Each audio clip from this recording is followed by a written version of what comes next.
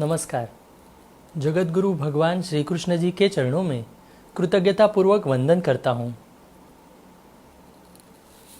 सनातन संस्था एवं हिंदू जनजागृति समिति की ओर से धर्म संवाद के इस विशेष कार्यक्रम में मैं कार्तिक सालुंके आप सभी का हार्दिक स्वागत करता हूँ।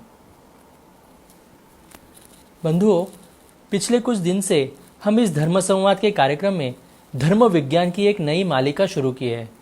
इसका उद्देश्य इतना ही है कि धर्म के बारे में जो विज्ञानवादी है, जो बुद्धिजीवी है, उनको इसके बारे में जानकारी मिले और जो श्रद्धालु हिंदू है उनके मन में धर्म के विषय में स्वाभिमान निर्माण हो।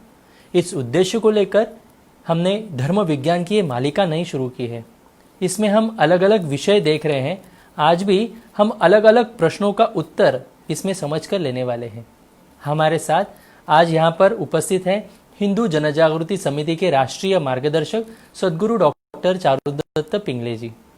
नमस्कार सद्गुरु डॉक्टर पिंगले जी। नमस्कार कार्तिक जी। तो आइए हम इस मालिका को प्रारंभ करते हैं। मेरा पहला प्रश्न सद्गुरु डॉक्टर पिंगले जी, आपको गुरुकुल को लेकर मेरा पहला प्रश्न है। क्या प्राचीन भारत में गुरुकुलों में केवल संस्कृत ही पढ़ाया जाता था? इसके बारे में आप हमारे दर्शकों को बताएं। कार्तिक जी, ये जो प्रश्न है कि क्या अंग्रेजी स्कूल में केवल इंग्लिश ही पढ़ाया जाता है या स्थानिक भाषाओं के स्कूल में केवल स्थानिक भाषा ही पढ़ाई जाती है क्या, उसके जैसा एक अज्ञानवश पूछा गया प्रश्न है। क्योंकि गुरुकुल के बारे में बहुत से लोगों का यह भ्रम है कि गुरुकुल में केवल संस्कृत की ही शिक्षा दी जाती है। यह अत्यंत झूठ है। यह अत्यंत बड़ा भ्रम और एक बड़ा षड्यंत्र है। क्योंकि संस्कृत भाषा माध्यम थी और उस माध्यम से अनेक विषयों का अध्ययन गुरुकुलों में होता था। ऐसा प्रमाण हमें मिलता है कि प्राचीन भारत में जब अंग्रेज भारत में आए थे, उस समय भारत में 7 लक्ष यानी 7,32,000 गुरुकुल थे। और जो भारत के एक गांधीवादी स्वतंत्रता सेनानी थे, धर्मपाल जी, उन्होंने अपने द ब्यूटीफुल ट्री में इसके संदर्भ में एक विस्तार से वर्णन भी दिया है। प्रत्यक्ष में भारत के गुरुकुल और जो भारत में विद्यापीठ थे, उसमें 14 विद्या तथा 64 कलाओं का अध्ययन होता था। और भारतीयों की जो जिज्ञासा थी और उनकी जो तार्किक क्षमता थी, इसके कारण हजारों वर्ष पूर्व ही भारत में विज्ञान के संदर्भ में अनेक शोध हुए थे। अति प्राचीन काल से भारत में अत्यंत उत्कृष्ट ऐसा शिक्षा तंत्र था। और भारत में जो धर्म के कारण एक आध्यात्मिक मूल्यों की जो देन थी, उसके कारण जो संभव हो पाया था संशोधन, तो भारत में विज्ञान की न्यूनतम 20 शाखाएं कार्यान्वित थी और उसके संदर्भ में प्रत्यक्ष संशोधन भी हो रहा था और प्रत्यक्ष जीवन में उसका उपयोगिता भी सिद्ध हो रही थी। और जो अन्य विषय, जो अन्य शाखाएं जो हमारे शिक्षण पद्धति में पुरातन काल से ही है, उसमें से सबसे महत्व का था कि खगोल शास्त्र, दूसरा है नक्षत्र शास्त्र, तीसरा है पानी से संबंधित विद्या यानी पानी से बर्फ बनाना और इत्यादि का जो विज्ञान था उसके संदर्भ का अध्ययन, धातु शास्त्र यानी भारत में जो लोहा बनता था और आज जो कुतुब मीनार के वहां जो विजय स्तंभ है, वो 800 वर्ष में उसको अभी तक गंज नहीं लगाया। वो रस्ट फ्री आयरन बनाने की तकनीक अभी आधुनिक विज्ञान भी नहीं बना पाया है। इतनी बड़ा धातु विज्ञान भारत में था। रसायन शास्त्र, रसायन विज्ञान इतना था कि पारे से भी सोना बनाने की प्रक्रिया पुरातन काल में इस देश में सहज थी।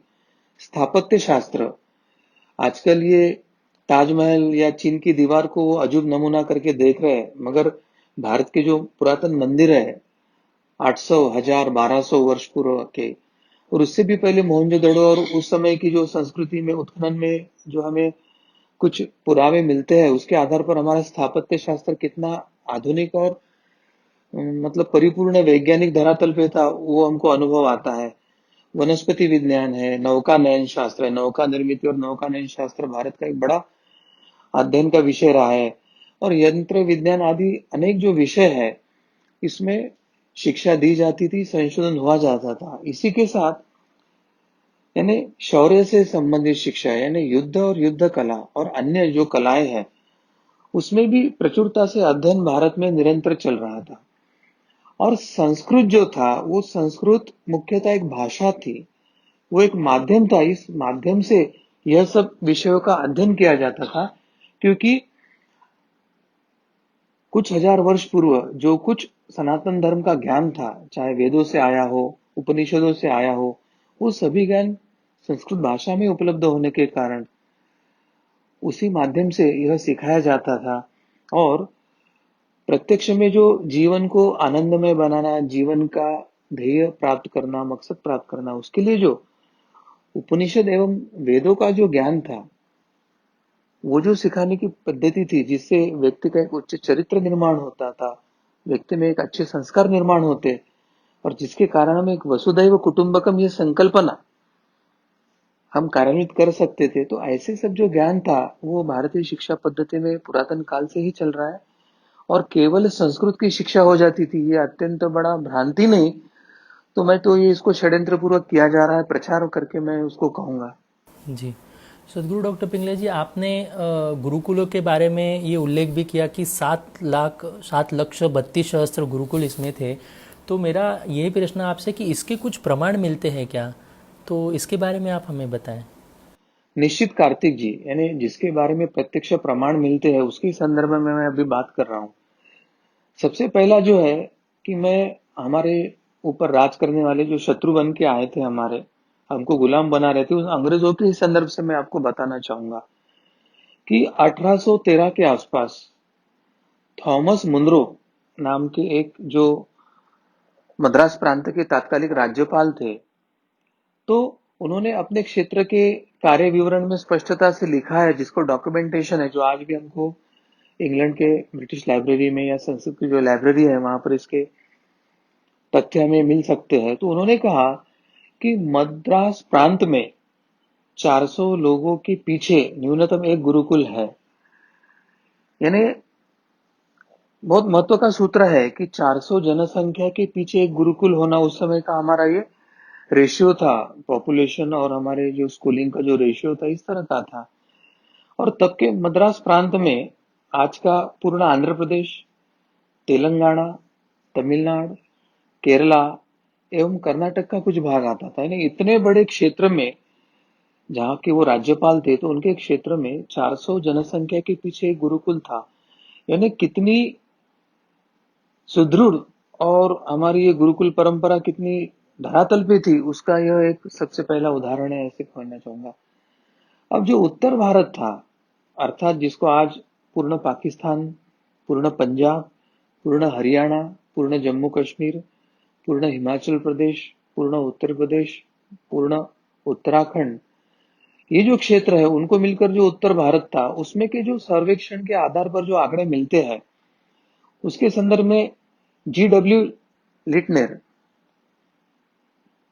इन्होंने 1822 में ही लिखा है कि उत्तर भारत में 200 लोगों के पीछे न्यूनतम एक गुरुकुल है। यानी मद्रास प्रांत में जहां 400 लोगों के पीछे एक गुरुकुल था, तो लिटनर कहता है कि उत्तर भारत में वो 200 लोगों के पीछे एक था। और माना जाता है कि मैक्स मुलर, जिसने भारत के शिक्षा व्यवस्था पर सबसे अधिक शोध किया है, वो लिखता है कि भारत के बंगाल प्रांत, पूर्ण पश्चिम बंगाल, असम एवं ऊपर के जो 7 प्रदेश में 80 सहस्त्र से अधिक गुरुकुल हैं, और वो कई वर्षों से निर्बाधित रूप में चल रहे हैं। यानी वो केवल तात्कालिक स्थिति थी ऐसे नहीं था, तो वो सैकड़ों वर्षों से सुचारू रूप से चल रहे थे और अपने शिक्षा विद्यादान का जो कार्य है, वो व्यवस्थित कर रहे थे। तो उत्तर एवं दक्षिण भारत के आंकड़े से और कुल और औसत इनका अगर हम निकालते हैं, तो इससे यही ज्ञान होता है कि भारत में 18वीं शताब्दी तक एक औसतम 300 व्यक्ति के पीछे न्यूनतम एक गुरुकुल था। अब चौंकाने वाला यह तथ्य है कि 18वीं शताब्दी में भारत की जनसंख्या लगभग 20 करोड़ थी और 20 करोड़ जनसंख्या में 300 लोगों के पीछे एक गुरुकुल।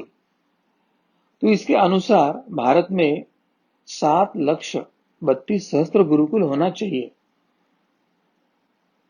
अब रोचक बात यह भी है कि ये अंग्रेज क्या करते थे, प्रत्येक 10 वर्ष में भारत का सर्वेक्षण भी करवाते थे और उस सर्वेक्षण के अनुसार 1822 में लगभग भारत में कुल गांवों की जो संख्या थी वो 7,32,000 थी। यानी इसका अर्थ एक ही है कि उस समय हमारे छोटे छोटे गांव थे, छोटी छोटी जनसंख्या थी और औसतन एक गांव के पीछे एक गुरुकुल हुआ करता था। हो सकता है कि कोई बड़ा जनसंख्या वाला गांव हो तो वहां पर गुरुकुल की संख्या अधिक होती है और कहाँ अगर 50-100 लोगों का छोटा ये हो तो आसपास के 2-4 गांव मिलकर एक आधा गुरुकुल होता होगा। मगर 1822 के आसपास भारत में 7,32,000 के पास आसपास गांव थे और करीब करीब हर गांव में एक गुरुकुल था, ऐसा आंकड़ा हमें मिल रहा है। 16 से 17 वर्ष भारत में प्रवास करने वाले जो एक शिक्षा शास्त्री लुडलो थे, उन्होंने भी 18वीं शताब्दी में यही स्पष्टता से लिखा है कि भारत में एक भी गांव ऐसा नहीं है जिस गांव में गुरुकुल नहीं है। और वे आगे यह भी कहते हैं कि मैंने एक भी बालक ऐसा देखा नहीं जो गुरुकुल जाता नहीं। इसका मतलब 1820 के आसपास भारत की शिक्षा व्यवस्था ऐसी थी कि वो हर बालक, चाहे पुरुष हो या स्त्री हो, हर व्यक्ति को शिक्षा देने की व्यवस्था हमारे इस देश में थी। हमारी पूर्ण जनसंख्या शिक्षित थी। परंतु ये तो अंग्रेजों का षड्यंत्र था कि उन्होंने ऐसे अपप्रचार शुरू कर दिया कि भारत के लोग पिछड़े हैं, अशिक्षित है, पुरातन है और ऐसा अपप्रचार करके उन्होंने उनकी पाश्चात्य या आधुनिक शिक्षा थोपने का प्रयास किया गया। ये एक तरह से भारत पर किया हुआ वैचारिक और बौद्धिक अत्याचार है और उसके लिए अंग्रेजों ने क्षमा मांगनी चाहिए, ऐसे मुझे लगता है। सदगुरु डॉक्टर पिंगले जी, आपने हमें तथ्यों के साथ यहाँ पर बताया कि गुरुकुलों की स्थिति कैसे थी और उसके प्रमाण कैसे है, ये भी हमारे सामने आपने रखा। मेरा अगला प्रश्न आपसे यही है कि प्राचीन गुरुकुलों की व्यवस्था के विषय में आप हमें सभी को बताएं। ये बहुत अच्छा प्रश्न है कार्तिक जी, क्योंकि ये गुरुकुलों की व्यवस्था जानकर लेना हमें बहुत आवश्यक है। तो तात्कालिक समय में राजा की सहायता से एवं समाज से पोषित ये गुरुकुल होते थे और राजा और समाज दोनों समान दायित्व लेकर ये शिक्षा व्यवस्था में अपना योगदान देने के कारण 18वीं शताब्दी तक भारत में 97% 97% साक्षरता थी। बालक का आयु 5 वर्ष, 5 माह और 5 दिवस इतने होने पर उस बालक का गुरुकुल में प्रवेश हो जाता था। प्रतिदिन सूर्योदय से सूर्यास्त तक इन बालकों का विद्यार्जन का क्रम चलते रहता है और ऐसे निरंतर 14 वर्ष विद्यार्जन वो करते थे। सभी वर्गों के बालक और निःशुल्क रूप से 20 से अधिक 20 से अधिक विषयों का अध्ययन कर गुरुकुल से बाहर निकलते थे। और वे जब गुरुकुल से बाहर निकलते थे तो वो सही मायने में आत्मनिर्भर तथा देश और समाज की सेवा हेतु सक्षम होकर निकलते थे। और इसके उपरांत अगर किसी को विशेष अध्ययन करना है, विशेषज्ञता प्राप्त करनी है, किसी विषय में पांडित्य प्राप्त करना है, तो उसके हेतु भी आगे की शिक्षा व्यवस्था थी। भारत में विभिन्न विषय वाले विषय सिखाने जैसे शल्य चिकित्सा हो, आयुर्वेद हो, धातु कर्म हो, ऐसे विविध विषयों के विविध विश्वविद्यालय कार्यान्वित थे। नालंदा एवं तक्षशिला ये तो 2000 वर्ष पूर्व के विश्वविद्यालय हैं, परंतु मात्र 150 से 170 वर्ष पूर्व जब अंग्रेज भारत में अपनी सत्ता जमाने के प्रयास में थे, उस समय में भी लगभग 500 से 525 विश्वविद्यालय भारत में कार्यान्वित थे। मगर अंग्रेजों ने क्या समझ लिया कि इनकी शिक्षा व्यवस्था भारतीय लोगों को स्वधर्म, स्व संस्कृति, स्व इतिहास, स्व परंपरा इसके बारे में उनका स्वाभिमान देकर उनका स्वाभिमान जागृत रखती है। और ये शिक्षित जो जन है इनको धर्मांतरित करना कठिन है।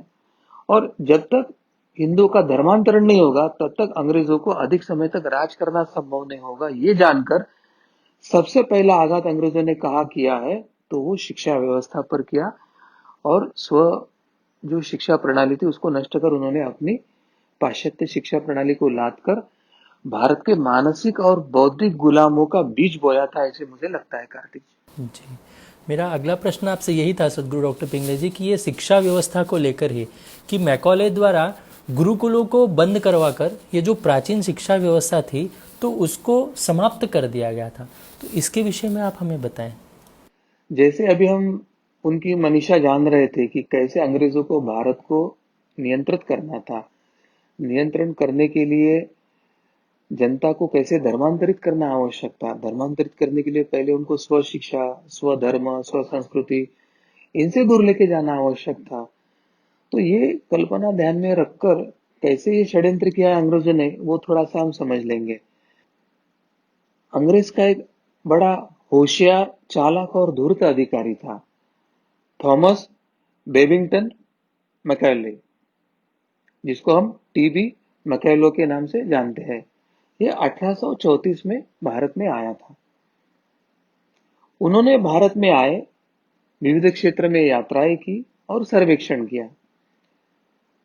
वो धूर्त और चालाक होने के कारण वे समझ गए कि अंग्रेजों के पहले जो आक्रांता आए थे अर्थात जो यवन आए थे, मुगलों ने भारत के राजाओं, भारत की साधन संपदा एवं धर्म के नाश करने की जो भूल की है उससे इस पुण्यभूमि भारत को कदापि नियंत्रण में नहीं लिया जा सकता, उनको पददलित नहीं किया जा सकता है। अगर भारत को नियंत्रण करना है, भारतीय नागरिकों को नियंत्रण करना है तो उनको अपनी संस्कृति, अपनी शिक्षा एवं सभ्यता के बारे में उनके मन में गलत विचार निर्माण करना होगा और उसके लिए उनके मन से ये विचारों का नाश करना आवश्यक होगा। इनको अगर अंग्रेजों के पराधीन करना है, अंग्रेजों के गुलाम बनाना है तो इनके मन से उनके धर्म के प्रति का स्वाभिमान, संस्कृति के प्रति का स्वाभिमान, इतिहास के प्रति का स्वाभिमान नष्ट करना होगा। और जब उन्होंने ये सूत्र को जान लिया तो सबसे पहले उन्होंने क्या किया, तो इंडियन एजुकेशन एक्ट नाम का एक कानून बनाकर भारत के समस्त गुरुकुलों को बंद करवाया। देखिए अंग्रेज कैसे होशियार है, वो विध्वंसक और षड्यंत्र पूर्वक जो कार्य करना है वो भी कानूनी रूप से करते। उन्होंने सीधा सीधा एक कानून लाया और भारत के सभी गुरुकुल जो है वो बंद करवा दिए। अब शिक्षा तंत्र को जो उन्होंने नया था वो इसी लक्ष्य से उन्होंने निर्माण किया था।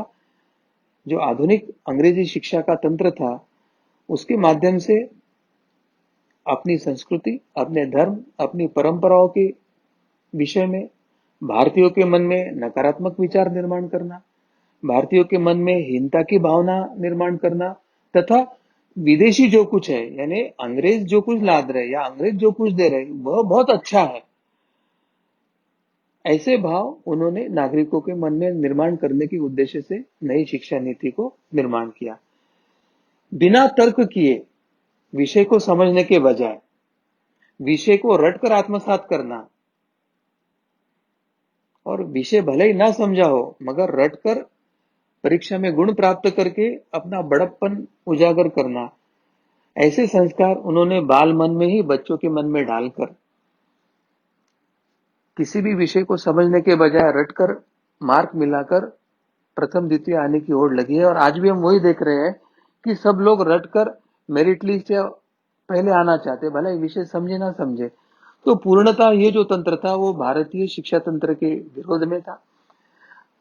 स्वधर्म, स्वराष्ट्र, स्व इतिहास, स्व संस्कृति के प्रति हीनता का भाव भारतीयों के मन में निर्माण करने वाला था। पाश्चात्य ये कुछ अलग है, उनकी शिक्षा हो, उनका तंत्र हो, वो सब कुछ श्रेष्ठ है। ऐसी मानसिक और बौद्धिक गुलामों का बीज इसके माध्यम से डाला गया और इस तरह से भारतीय और भारत को नियंत्रित करने का प्रयास अंग्रेजों ने किया और जिसका मुख्य स्रोत बना ये लॉर्ड मैकाले। जी। सदगुरु डॉक्टर पिंगले जी, आपने जैसे बताया तो वैसे हम स्थिति आज हम सभी देख रहे हैं कि किस प्रकार से लॉर्ड मैकॉले शिक्षा पद्धति के अंतर्गत हमारी व्यवस्था चल रही है। गुरुकुल तो उद्ध्वस्त ही हो गए हैं और इसके कारण से आज हम कहीं पर तो एक गुलाम बन गए हैं, ऐसे ध्यान में आ रहा है। मेरा अगला प्रश्न आपसे यही था कि भारत के गुरुकुलों की व्यवस्था की तुलना में यूरोप और अमेरिका की शिक्षा व्यवस्था की स्थिति कैसी थी, इसके बारे में भी आप हमारे दर्शकों को बताएं। सामान्य बच्चों के लिए सार्वजनिक विद्यालयों का प्रारंभ करने वाला कानून सबसे पहले इंग्लैंड में वर्ष 1870 के आसपास हुआ, यानी 1870 में, और उसके बाद शिक्षा के संदर्भ में यूरोप और अमेरिका में इस कानून की प्रक्रिया अन्य देशों में भी शुरू हुई। मगर यह कब हुई? जब भारत में सैकड़ों नहीं हजारों वर्ष से गुरुकुल शिक्षा पद्धति स्थापित थी और जब भारत की 97% जनसंख्या साक्षर थी, प्रगल्भ थी, उस समय सबको शिक्षा देना चाहिए, इसके संदर्भ में जो कानून अंग्रेजों ने बनाया वो बाद में यूरोप और अमेरिका में प्रसारित हुआ। तो भारत के हजारों वर्ष के बाद शिक्षा का महत्व इन पाश्चात्य देशों ने जानकर अपने यहाँ शिक्षा अनिवार्य करने की प्रक्रिया उन्होंने शुरू किया। यानी भारत का जब शिक्षा व्यवस्था अत्युच्च स्थान पे थी, तब इंग्लैंड के बच्चों को शिक्षा लेने का, पढ़ने का अवसर प्राप्त हुआ। इतनी विदारक स्थिति शिक्षा व्यवस्था की यूरोप अमेरिका में थी। मगर ये एक प्रश्न आता है कि क्या यूरोप में, अमेरिका में या इंग्लैंड में इसके पहले वहां विश्वविद्यालय या विद्यालय नहीं थे? नहीं, विद्यालय थे, वहां कुछ मात्रा में विद्यालय थे, परंतु उनकी क्या मानसिकता थी कि जो कुछ शिक्षा है वो महलों के भीतर और जो राजकाज देखते हैं, राजघराने हैं या जो उनके सामंत है, लॉर्ड है, उनके ही परिवारों को केवल शिक्षा देनी चाहिए और सर्वसामान्य लोगों के लिए शिक्षा व्यवस्था की आवश्यकता नहीं। वो तो सब राजा महाराजाओं की सेवा करने के लिए होते, उनके लिए शिक्षा आवश्यक नहीं। इसलिए जो कुछ विद्यालय थे वो महलों के भीतर, राज परिवार या जो उस समय राज्यकर्ता, उनके लॉर्ड वगैरह थे, उनके लिए थी। तो शिक्षा में भी ऊंच नीच का भेद था उनके यहाँ, और शिक्षा केवल राज परिवार के लिए मर्यादित करके बाकी सब अशिक्षित ही समाज पर वो राज कर रहे थे। तो इतना बड़ा विरोधाभास भारत और यूरोप अमेरिका के संदर्भ में दिखाई देता है। जब भारत की जनसंख्या 97% शिक्षित थी, तो शायद वहां के 3% जो राजघराने या राज्यकर्ता थे वो शिक्षित थे। इतना बड़ा विरोधाभास शिक्षा की स्थिति में भारत और यूरोप में था। जी। सदगुरु डॉक्टर पिंगले जी, एक शंका मन में निर्माण होती है, वो आपके सामने उपस्थित करता हूँ कि प्राचीन भारत में बताया गया कि गुरुकुलों के माध्यम से विज्ञान पढ़ाया जाता था, वह सभी सिखाया जाता था, आधुनिक रूप से भी सिखाने का प्रयास किया जाता था। परंतु आज जो भी सारे विज्ञान के शोध हो रहे हैं तो उसके लिए कहीं ना कहीं तो ये यूरोपीय वैज्ञानिक है, उनके नाम पर ये हो जाते हैं। तो भारतीय ज्ञान परंपरा का इसमें क्या सहभाग है, इसके बारे में आप हमें बताएं। कार्तिक जी, सबसे पहले मैं एक मानसिकता के बारे में चर्चा करना चाहूंगा। जहां पे सही शिक्षा और सही ज्ञान मिलता है, वहां से श्रेयवाद दूर रहता है, ज्ञान से नम्रता आती है, तो श्रेय लेने का प्रमाण कम रहता है। और जहां ऊपरी ऊपरी ज्ञान रहता है, ऊपरी ऊपरी शिक्षा रहती है, तो व्यक्ति श्रेयवाद में या हम कैसे श्रेष्ठ है ये बताने में उलझ जाते हैं। तो मूल तो सनातन धर्म और पाश्चात्य जो पंथ है, रिलीजन है, उसमें यही विचारधारा है कि हमारे ऋषि मुनियों ने वेद लिखे, ग्रंथ लिखे, मगर उन्होंने कोई अपना नाम लिखने की चेष्टा नहीं किया था। उनको लगता था कि ये तो सब ज्ञान मुझे कोई दे रहा है, ईश्वर दे रहा है, ये दिव्य शक्तियां दे रही है, तो उन्होंने कभी अपना नाम डालने का प्रयास नहीं किया।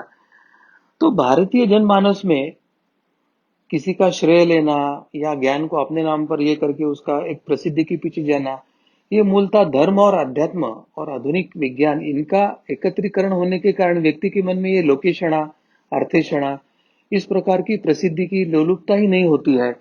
तो मूलतः ये मानसिकता का फर्क हमें समझकर फिर आगे का बातों को हमको समझने की आवश्यकता है।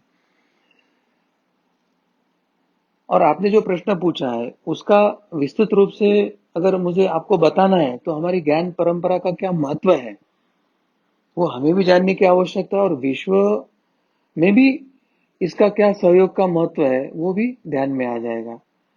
अब भारतीय विज्ञान की जो परंपरा है वो विश्व की अति प्राचीनतम वैज्ञानिक परंपराओं है। मैं प्राचीन वैज्ञानिक परंपराओं में से एक ऐसा नहीं कहूंगा क्योंकि उस समय वो एक ही परंपरा चल रही थी। भारत में ईसा से 3300 वर्ष पूर्व जो हड़प्पा तथा मोहनजोदड़ो की जो खुदाई में प्राप्त हुई है, जो सिंधु घाटी सभ्यता, उसके प्रमाण हमें मिले हैं। वहां जो प्रमाण मिलते हैं उससे हमारे वैज्ञानिक दृष्टि का थोड़ा सा अंदेशा हमको मिल सकता है, तथा उस समय हम कौन से वैज्ञानिक उपकरण प्रयोग कर रहे थे उसका भी पता हमें चल सकता है। ईसा पूर्व 3300 वर्ष पूर्व और अभी जो आधुनिक विज्ञान है वो 400 वर्ष पूर्व का है। तो कितना हजारों वर्ष पूर्व हम वैज्ञानिकता में प्रगल्भ थे ये हमें समझने की आवश्यकता है। अब प्राचीन काल में चिकित्सा विज्ञान के क्षेत्र में भारत की क्या स्थिति थी वो हम समझ लेंगे। और दो बड़े नाम इसके संदर्भ में सामने आते हैं, एक है चरक और एक है सुश्रुत। अब खगोल विज्ञान और गणित के संदर्भ में भारत की क्या स्थिति थी तो उनका विचार करते हैं तो आर्यभट्ट, ब्रह्मगुप्त और आर्यभट्ट द्वितीय, ये तीन बड़े संशोधकों का नाम हमारे सामने आता है। अब रसायन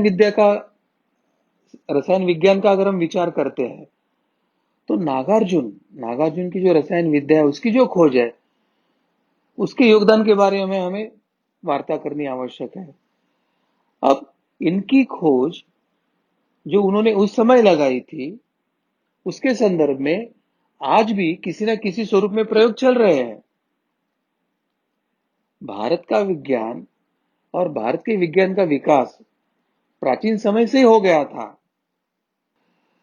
और भारतीय विज्ञान की श्रेष्ठता कैसे है कि जिस समय यूरोप में उनके नागरिक घुमक्कड़ जातियां बनकर एक जगह से दूसरी जगह, दूसरी जगह से दूसरी जगह जा रहे थे और ऋतु के मुताबिक अलग अलग जगह अपनी बस्तियां बसा रहे थे, बस्तियां कैसे बसाना है वो सीख रहे थे।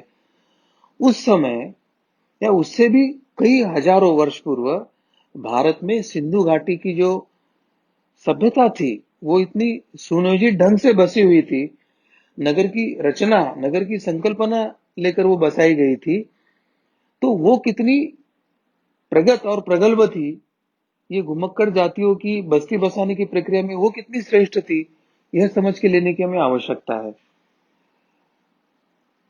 जिस समय ये घुमक्कड़ बन के घूम रहे थे उस समय भारत में भवन निर्माण, धातु विज्ञान, वस्त्र निर्माण, परिवहन व्यवस्था इत्यादि क्षेत्र में हम अत्यंत उन्नत स्थिति में थे, अत्यंत विकसित स्थिति में थे। उस समय भारत में चाहे गणित हो, चाहे ज्योतिष हो, चाहे रसायन हो, चाहे खगोल हो, चाहे चिकित्सा हो, चाहे धातु विद्या हो, इन सभी वैज्ञानिक क्षेत्रों में भारतीय वैज्ञानिकों ने खूब उन्नति किया था, खूब संशोधन किया था। और विज्ञान की यह जो परंपरा है यह ईसा के जन्म के लगभग 200 वर्ष पूर्व से ही शुरू हो गई थी और ईसा के जन्म के बाद लगभग 11वीं सदी तक ये विज्ञान परंपरा अत्यंत विकसित अवस्था में आई थी। और इस कालावधि में आर्यभट्ट हो, वराहमिहिर हो, ब्रह्मगुप्त हो, बोधायन हो, चरक हो, सुश्रुत हो, नागार्जुन हो, कणाद इत्यादि से लेकर सवाई जयसिंह तक हमारे पास एक लंबी वैज्ञानिकों की एक परंपरा हमारे पास है। अपवादात्मक नहीं हुआ था, हमारे पास वैज्ञानिकों की एक परंपरा ही है। और मध्य यानी मुगल आने के बाद मध्यकाल में जब मुगल इस भारत में आए, आक्रांता बन के आए, उसके बाद ये देश लगातार युद्ध में, लड़ाइयों में, संघर्ष में रत रह रहा था। उस समय भारतीय वैज्ञानिक परंपरा का विकास थोड़ा सा रुक रुक कर होना शुरू हुआ, तो कुछ समय वो रुका भी था।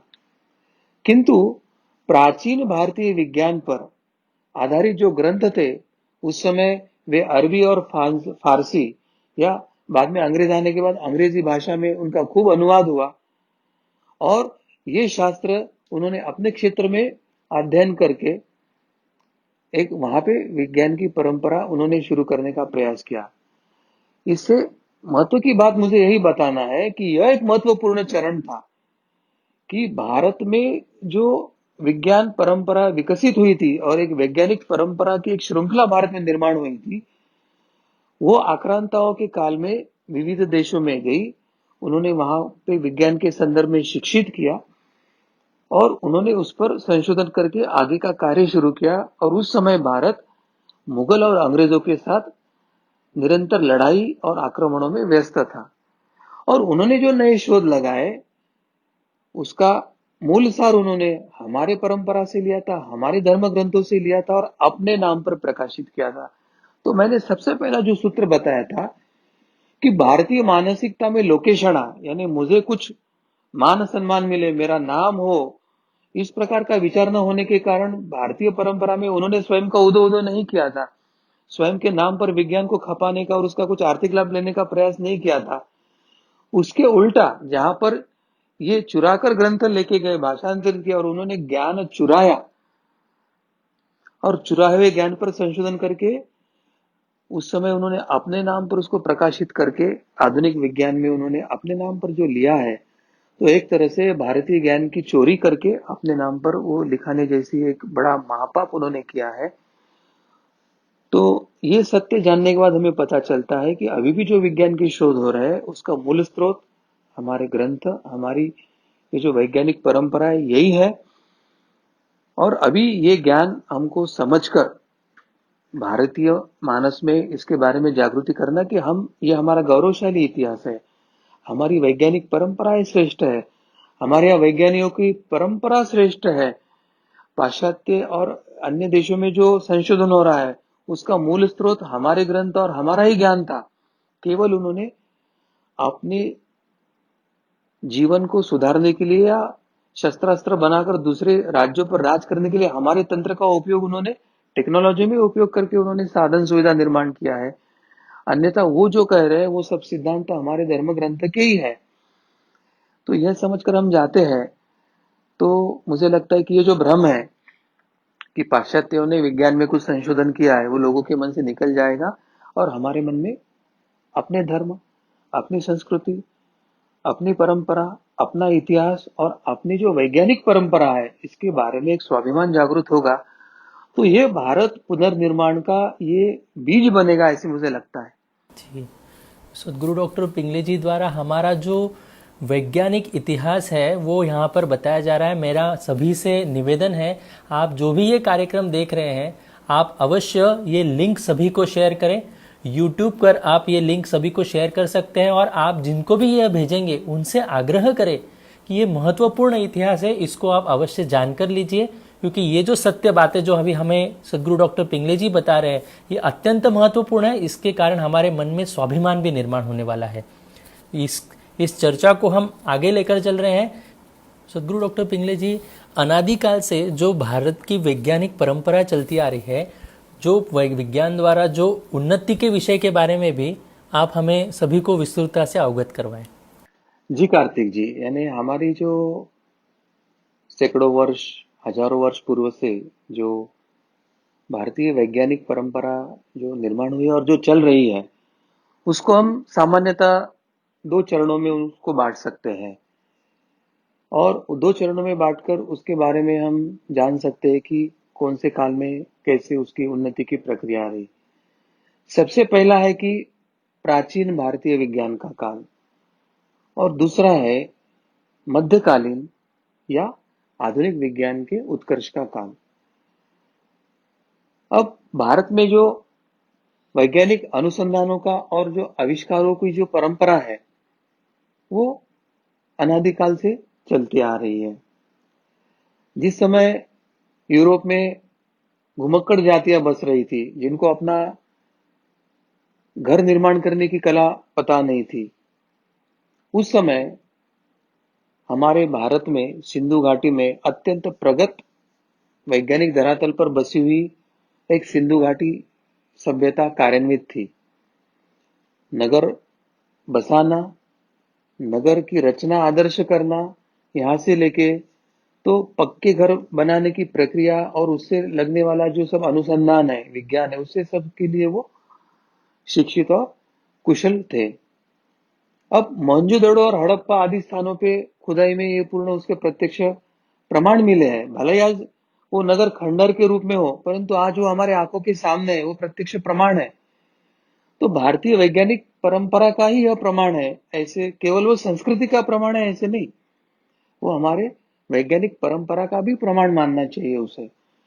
अब इस संस्कृति में नगरों में भवन कैसे थे, नगरों की सड़कें कैसी थी, वहां पे जो ड्रेनेज सिस्टम या नालियां या जो कूड़ा कचरा बहने की जो प्रक्रिया थी वो कैसी थी, घरों में स्नान करने के लिए स्नानागार या स्नान गृह कैसे थे, घर में जो साहित्य रखने के लिए, धन धान्य रखने के लिए जो गोडाउन जैसे जो कोठार यानी कोठी घर जो हम बनाते हैं तो कैसे थे। तो इसमें पक्की ईंटों का जो है कला कुसर था, वो निर्माण में पक्की ईंटों का उपयोग किया गया था।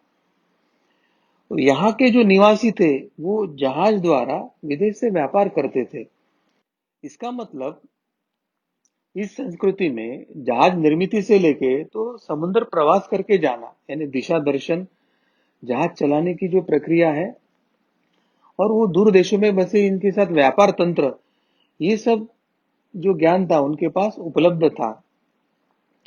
अब व्यापार करना है तो माप तौल का भी ज्ञान होना आवश्यक होता है। तो माप तौल का भी ज्ञान वहां पर प्रगल्भ स्थिति में था। अंतर्गत परिवहन कैसे था, तो अंतर्गत परिवहन बैलगाड़ी, घोड़ों आदि प्राणियों का भी उसमें उपयोग होता था। कृषि किस अवस्था में थी, तो कृषि अत्यंत उन्नत अवस्था में थी। मतलब फल फूल बगीचे से लेके तो धन धान्य सब्जियां सब के बारे में वो कृषि का एक विशिष्ट अवस्था में वो प्रगत अवस्था में थी। धातुओं के उपयोग वो करना चाहते थे, कांसे के धातु का वो उपयोग करते थे और कांसे से बने हुए हथियार और औजार, उसका यह प्रत्यक्ष प्रमाण है कि मेटलर्जी, जिसको मेटलर्जी कहते हैं, तो धातु शास्त्र वो जानते थे और वो प्रक्रिया करके उसका उपयोग वो करते थे। वहां पर सुनार था, वो सोने का काम, चांदी का काम या बहुमूल्य रत्नों का आभूषण बनाना यानी कला कुसर, और वो उसको सोना और ये धातु गलाने की, उसको बनाने की, आकार देने की प्रक्रिया वो सब जानते थे, यानी अत्यंत प्रगत अवस्था में था।